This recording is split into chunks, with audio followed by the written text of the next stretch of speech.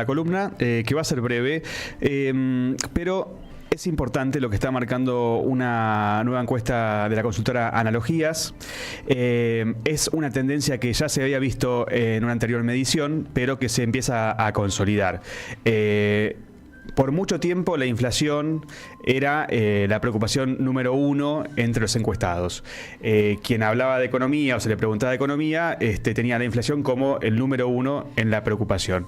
Lo que se viene viendo ya marcadamente, ya es una tendencia consolidada, porque no es una pregunta que se hace una vez, sino que ya está replanteada en varias ocasiones, es que la preocupación principal de los encuestados, que en este caso son 2.500 personas, una encuesta nacional realizada por Analogías, están más preocupados por la pérdida del trabajo que por la inflación.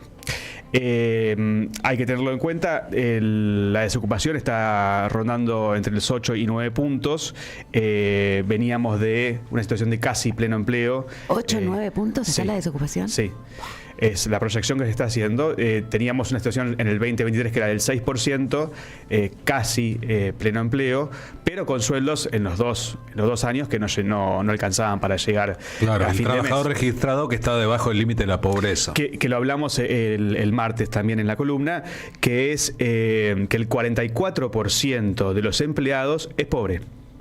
O sea, el 44% de las personas con trabajo no llega a los 793.000 pesos necesarios para cubrir las necesidades básicas, lo que es muy grave. Entonces, voy a volver a lo que hablábamos al principio, porque no dejemos de hablar de lo que yo creo que es fundamental, que son los 5 millones de nuevos pobres en Argentina en solo los primeros 3 meses de gobierno de Milei. Y como un resultado, una resultante no de un error del sistema, que luego va a ser superado, sino que ese es el plan. El plan es ese, exactamente. El plan es ese, es destruir el mundo del trabajo y trabajar para el mundo de las finanzas. Por supuesto. 5 millones nuevos de pobres. Se duplicó la indigencia. La indigencia, voy a volver a recordar, porque uno a veces se olvida.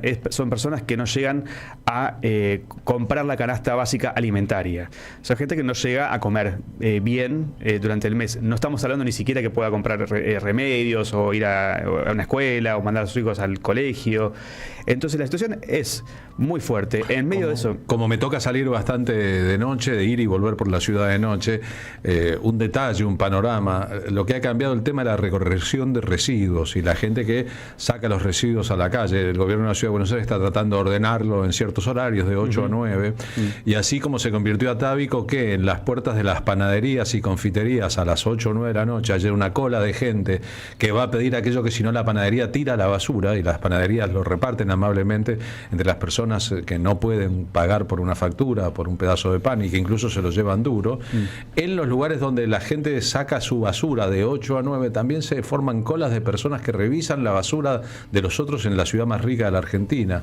Y hay muchísima gente que ha tomado en muchos barrios la determinación de poner la basura comestible aparte de la basura no comestible por propia decisión y no por la del Estado, y la deja sobre la superficie de los contenedores para la que tenga hambre coma la comida que ella descarta. Incluso hay iniciativas en barrios como el mío, Villa Ortúzar, por ejemplo, donde se pusieron canastos del tipo de verdulería en las esquinas, y la gente deja o enganchados a los palos de luz, y la gente deja comida cocinada para las personas que están trabajando en la calle. Ahora, lo horrible de un país que produce alimentos por 10, ¿no? Una clase media sofisticada que gasta lo que tiene en comer en los mejores restaurantes, y al lado de eso está otra realidad que no es que antes no existía, sino que ha crecido y va a seguir creciendo. Sí. Esta encuesta además revela que todavía está muy polarizado la visión que se tiene sobre el presidente, y que hay un escepticismo muy fuerte por el futuro inmediato. Hay una preocupación por el futuro inmediato, o sea, de cómo se va a llegar al próximo mes, si se va a tener empleo, si el empleo que tiene va a alcanzar para poder subsistir y pagar lo que cada uno tiene que pagar en su vida diaria. Tenemos un par de audios de Marina Costa, la directora de comunicación de Analogías, que explica un poquito más sobre esta encuesta que estamos mencionando. Todos el bloque de preguntas relacionadas con la economía presenta mucha crítica en términos de opinión pública para el gobierno. En todos los segmentos de opinión observamos que hay una amplia mayoría de encuestados que consideró que el gobierno debe ser evaluado por los resultados de la política económica, y a partir de allí, cuando profundizamos en las consultas sobre esa materia en particular, vemos que se configura un cuadro que combina diagnóstico crítico sobre el presente, escepticismo por el futuro cercano y un moderado optimismo a largo plazo, que igualmente no logra remover una estable y consolidada polaridad de opiniones. Justamente esto decíamos, hay una polaridad de opiniones todavía. Hay quienes dicen, hagamos un esfuerzo más. Esto a mí me preocupa. Yo sinceramente no termino de asimilarlo, pero hay algunos que dicen, bueno, sigamos haciendo un esfuerzo. ¿Cuánto más puede aguantar la gente? Por una pelea que hay entre la ciudad y el gobierno nacional, y que son de dos signos políticos bastante amistosos entre sí, el boleto de colectivo puede llegar a 1.400 pesos. Las tarifas de gas y luz siguen subiendo. La inflación en la ciudad fue de 5.1 en julio, teniendo además una recesión económica. Entonces yo me pregunto, ¿cuánto más la gente va a aguantar? Tenemos el último audio que explica Marina Costa, directora de Analogías, lo que hablamos en la primera parte de la columna.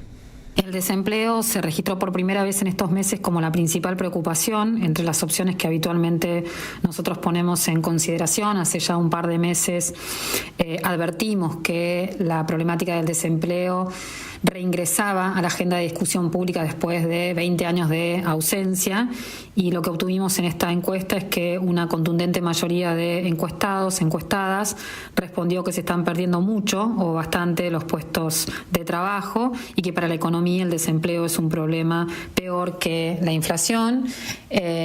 Dentro de aquellos encuestados que esperan que efectivamente funcione el esquema de política económica que propone el gobierno para bajar la inflación, consideran que el crecimiento del desempleo es un límite para su legitimidad. Bien, el dato exacto de desempleo del primer trimestre es 7.7, como me preguntabas, Marina, y se calcula que va a ser del 8 al 9 para el segundo trimestre, así que sigue creciendo. Eso es un montón de trabajadores. Es un montón de trabajadores. Excluidos del sistema, digamos, largados a la marginalidad, desocupados. Y además sumados a aquellos que están empleados y cuyo sueldo no les alcanza para vivir. Bien, y la repercusión de la inflación, por ejemplo, en los contratos de alquileres, con la nueva realidad de alquileres, hace que lentamente vayan subiendo inexorablemente hacia lo impagable para muchas gentes. Cuando preguntaste recién hasta cuándo, o sea, un poquito más de quiénes y con qué límite de paciencia, Carlos Heller suele decir que los ajustes tienen que ver con la paciencia de los ajustados. Así que podés ajustar hasta que la paciencia de los ajustados se revela contra la política de los ajustes. Juan Carlos Junio, secretario general del Partido